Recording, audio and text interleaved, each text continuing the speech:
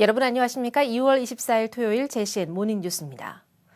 4.10 총선 최종 주자 선정이 늦어지면서 이번 주말도 출마 후보들이 초긴장 상태에서 보내야 할 것 같습니다. 국민의힘은 아직 울산 일부 선거구에 대한 단수 공천 또는 경선 방식의 결정이 늦어지고 있고, 더불어민주당은 북구 무공천 결정으로 집단 탈당 움직임 등 당내 반발 기류가 커지고 있어 총선 전국이 한 치 앞을 내다볼 수 없는 분위기로 치닫고 있습니다. 전우수 기자가 보도합니다. 22대 총선이 이제 50여일도 채 남지 않았지만 아직 여야 양당 공천 후보들이 확정되지 않으면서 총선 주자들의 속은 타들어가고 있습니다. 23일 현재 국민의힘의 경우 후보자 공천 또는 경선 일정이 확정된 곳은 울산 동구가 건명호 의원이 단수 공천됐고, 경선 지역으로 남구을이 김기현 박맹우 예비후보, 울주군이 서범수 장능인 예비후보, 그리고 박대동 정치락 예비후보의 북구 선거구입니다. 경선 지역 중 남구을, 울주군은 오는 26일과 27일, 북구는 28일과 29일 경선 여론조사가 진행됩니다. 여론조사 경선은 책임당원 투표 50%, 여론조사 50%를 합산해 결정됩니다. 대부분 여론조사 마지막 날 당락이 결정될 예정입니다. 선거 여론조사가 임박해지면서 후보들 모두 SNS 홍보와 전통시장 등을 돌며 표심 잡기를 위해 안간힘을 쏟고 있습니다. 이번 총선의 가장 큰 관심 지역 중 하나는 남구을 선거구입니다. 남구을의 김기현 예비후보는 민심의 현장을 파고들었습니다. 지역에 한정된 의정 활동을 하는 인물이 아니라 중앙정치권에서 큰 역할을 하는 중앙정치권의 지도자 역할을 하는 정치인이 반드시 필요하다고. 경쟁 중인 박맹우 예비후보는 언론 홍보전에 주력했습니다. 시와 시민과 정부 사이의 중간 역할을 잘 하면서 각종 예산이나 제도적 뒷받침을 함으로써 이 역할을 다 해나가겠다. 더불어민주당은 국민의힘에 비해 공천 후보자 결정이 비교적 빠른 편입니다. 6개 선거구 중에서 5개 선거구의 공천이 마무리돼 중구 오상택, 남구갑 전운수, 남구을 박성진, 동구 김채선, 울주군 이선호 예비후보가 본선 진출자로 확정됐습니다. 하지만 민주당이 진보당 새진보연합과 선거연합에 합의하고 울산 북구를 진보당 단일 후보 지역으로 결정하면서 당원들의 집단 탈당 분위기가 조성되는 등 향후 상황 전개가 급변할 가능성도 적지 않아 이번 총선에서의 최대 혼전지로 부상하고 있습니다. 국민의힘 경선 여론조사 일정 등을 감안하면 여야 대진표 최종 완성은 다음 주 말이나 가능할 것 같습니다. JCN 뉴스 전우수입니다. 더불어민주당 울산시당이 울산 북구 무공천 결정과 관련해 박홍근 민주당 민주연합 추진단장에게 다시 검토해 줄 것을 공식 요청하기로 했습니다. 울산시당 이선호 시당위원장은 어제 시의회 프레스센터에서 기자회견을 갖고 지난 21일 민주연합 추진단이 울산 북구를 진보당 단일 후보 지역으로 결정한 데 대해 특히 울산 유일의 현역 의원 지역인 북구의 당원들이 깊은 상처를 받고 있다고 반발했습니다. 이에 따라 민주당 울산시당은 민주연합 추진단장에게 북구 무공천 결정에 대해 재검토를 요청했다고 밝혔습니다. 이 위원장은 결과를 기다린 후 향후 구체적인 일정 등을 논의하겠다고 덧붙였습니다. 북구의회 더불어민주당 의원들이 어제 기자회견을 열고 강진희 의원이 지난해 3월 동료 의원을 폭행한 사건과 관련해 진보당이 강 의원을 사퇴시켜야 한다고 주장했습니다. 이들은 국민권익위원회 징계 기준에는 각종 비위 행위를 통한 범법 행위는 제명까지 권고하도록 하고 있다며 30일 출석 정지가 아닌 의원직 사퇴 징계 조치를 할 것을 촉구했습니다. 또 노동자와 서민의 표로 당선된 진보당 의원이 윤리적 문제를 일으킨 상황을 단죄하지 않는다면 민주당과 진보당 모두 이번 총선에서 공멸할 것이라고 강조했습니다. 이에 대해 강진희 의원은 대응할 가치가 없다며 선을 그었습니다. 이순걸 울주군수와 국민의힘 서범수 국회의원이 어제 KTX 이음 남창역 정차 건의서를 박상우 국토교통부 장관에게 전달했습니다. 이 자리에서 이순걸 군수는 KTX 이음 남창역 정차에 대한 울주 군민의 염원과 당위성을 설명했습니다. 전달한 건의서에는 KTX 이음 남창역 정차의 필요성을 강조하는 내용들이 담겼습니다. 앞서 울주군은 지난해부터 KTX 이음 정차역 유치 타당성 관련 용역을 추진했으며 남창역 유치 타당성이 충분하다는 결론이 나왔습니다. 이용훈 유니스트 총장이 대학의 연구 몰입 환경 조성을 위해서 R&D 예산 규모를 확대할 것을 제안했습니다. 이 총장은 어제 서울에서 열린 기자 간담회에서 연구자가 장비 관리까지 맡아야 하는 개도국형 운영 모델에서 벗어나 연구 지원 전문 인력을 육성해 체계적인 연구 몰입 환경을 갖춰야 대한민국이 과학기술 선진국으로 도약할 수 있다고 강조했습니다. 또 우리나라 전체 연구개발비는 100조 원 규모로 전 세계 5위지만 대학이 차지하는 기초연구비는 3.6%에 불과하다며 연구개발비 증액과 연구 간접비 개선이 필요하다고 설명했습니다.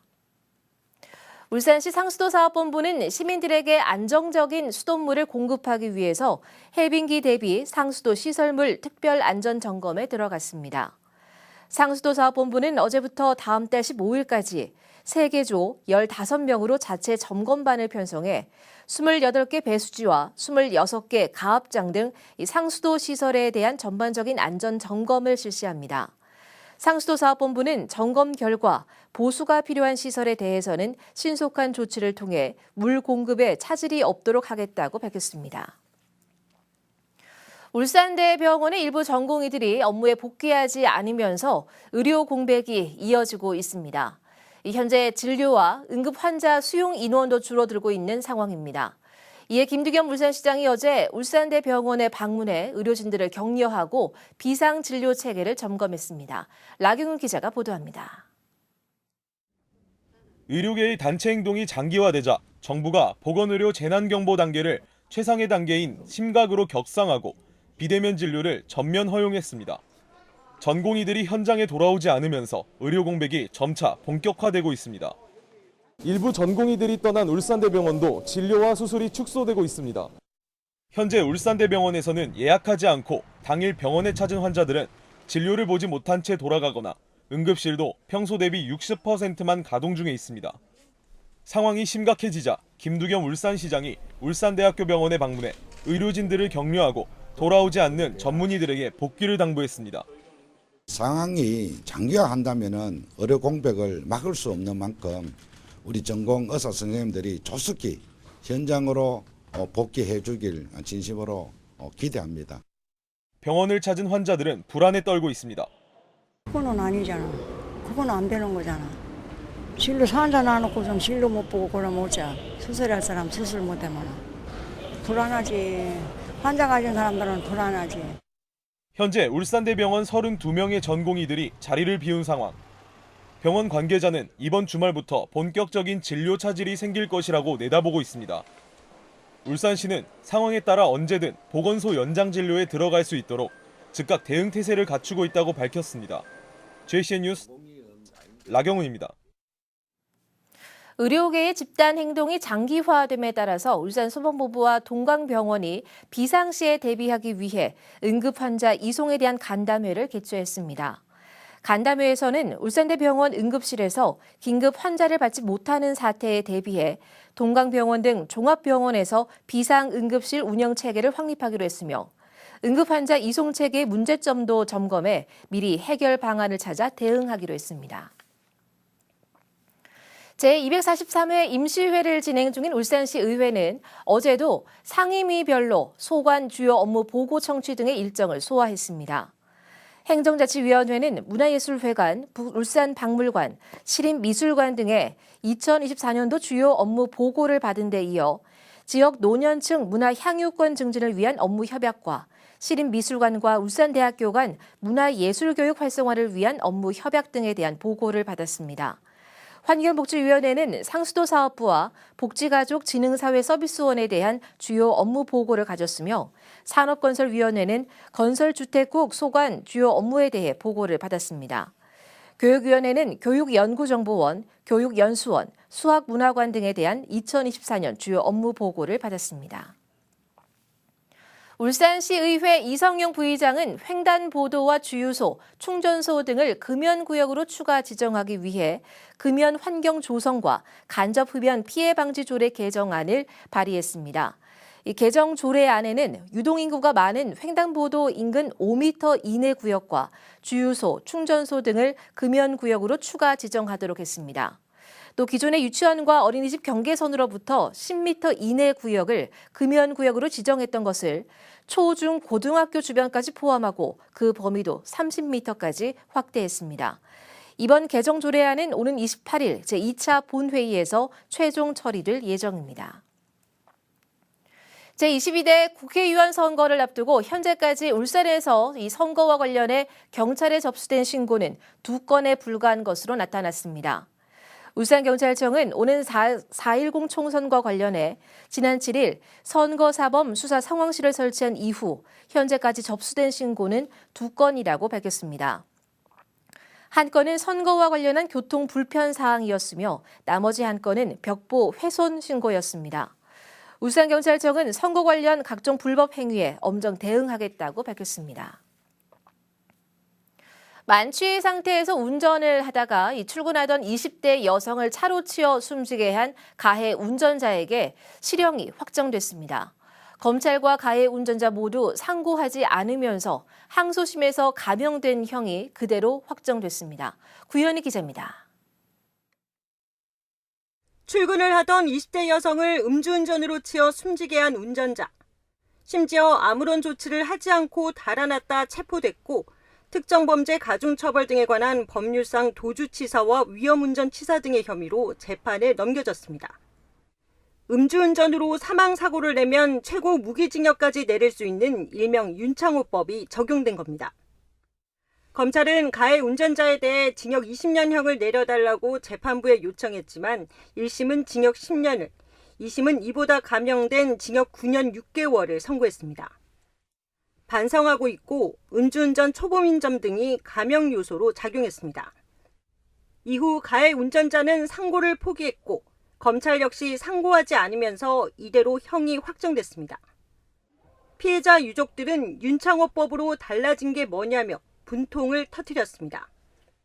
아예 없는 것 같습니다. 그냥 끝났다고 생각했으니까 너무 허무하더라고요. 윤창호법 시행에도 음주운전으로 인한 사망사고가 잇따르고 있는 건 실제 처벌이 강하지 않기 때문이란 지적도 나옵니다. 양형기준표 상으로는 처벌 가중사유까지 인정하더라도 최대 12년까지로 인정이 되어 있기 때문에 최대 8년에서 12년 정도로 선고가 되고 있는 부분이고 이런 부분으로 인해서 윤창호법이 시행이 돼도 뭔가 예전과 크게 달라진 점이 없는 것 같다라는 의견들이 충분히 있을 수 있을 것 같습니다. 실제로 음주운전으로 다치거나 사망한 사건의 10건 중 8건은 집행유예나 벌금형. 국민 법감정과 동떨어진 음주운전 처벌을 강화해야 한다는 목소리가 계속해서 나오는 이유입니다. JCN 뉴스 구현입니다. 울산시는 저소득 청년들의 주거비 부담을 덜어주기 위해서 청년 월세 특별 지원 2차 사업을 시행합니다. 청년 월세 특별 지원 사업은 고금리 고물가 시대에 경제적으로 어려움을 겪는 청년들에게 1년 동안 매월 최대 20만 원씩 월세를 지원해주는 사업으로 올해부터 2026년까지 진행됩니다. 대상은 부모와 별도 거주하는 19세 이상 34세 이하의 무주택 청년으로 임차 보증금 5천만 원 이하, 월세 70만 원 이하인 주택에 거주해야 하며 청약통장 가입이 필수 조건입니다. 신청 기간은 오는 26일부터 내년 2월 25일까지며 신청은 지역 행정복지센터를 방문하거나 복지로 누리집을 통해 할 수 있습니다. 남구청이 지역 최초로 나눔 천사 기금을 활용해 저소득층 청년들에게 취업 면접 수당을 지원합니다. 지원금은 1회당 20만 원으로 3월부터 취업을 위해 면접에 응시하는 18세 이상 39세 이하의 남구에 주소지를 둔 저소득층 청년에게 지급됩니다. 청년 면접 수당은 각 주소지 동행정복지센터에 신청하면 됩니다. 북구청은 올해 발암물질인 석면을 배출하는 노후 슬레이트를 철거하는 처리비를 지원합니다. 북구청은 올해 슬레이트 처리 지원 사업을 통해 주택과 지붕 개량, B주택 등 28동에 대한 이 성면 슬레이트 처리 사업을 추진하겠다고 밝혔습니다. 지원 금액은 일반 가구 기준 주택 슬레이트 철거 시에는 동당 352만 원 범위 내에서 지분 계량은 300만 원 이내, 창고나 축사는 슬레이트 면적 200제곱미터까지입니다. 슬레이트 철거 처리 지원을 희망하는 건축물 소유자와 거주자는 다음 달 15일까지 신청 서류를 북구청 환경위생과로 제출하면 됩니다. 북구청이 어제 구청 상황실에서 지역사회보장대표 협의체 회의를 개최하고 제10기 협의체위원 위촉식을 열었습니다. 지역사회보장협의체는 사회보장 증진과 사회보장급여 제공, 사회보장 추진 등에 관한 사항을 심의하는 민관협력기구로 121명의 복지 전문가와 외부 전문가, 공무원 등으로 구성되어 있습니다. 회의에서는 제5기 지역사회보장계획의 지난해 시행 결과를 최종 심의했으며 울산숲 조성과 취약노동자 건강지원사업 강화, 생활밀착도서관 운영 활성화 등 3건을 우수 사업으로 선정했습니다. 오는 28일부터 문수산 등산로 일부 구간 통행이 제한됩니다. 울주군은 문수사 인근 암벽에서 균열과 낙석이 발생함에 따라 긴급 재해 예방 사업을 위해 오는 28일부터 다음 달 26일까지 약 한 달간 문수산 쉼터에서 문수산까지 1km 구간의 통행을 제한한다고 밝혔습니다. 울주군은 등산로를 안심하고 이용할 수 있도록 조속히 공사를 마무리하겠다며 등산객들의 적극적인 협조를 당부했습니다. JCN 모닝뉴스를 마칩니다. 함께해 주신 여러분 고맙습니다.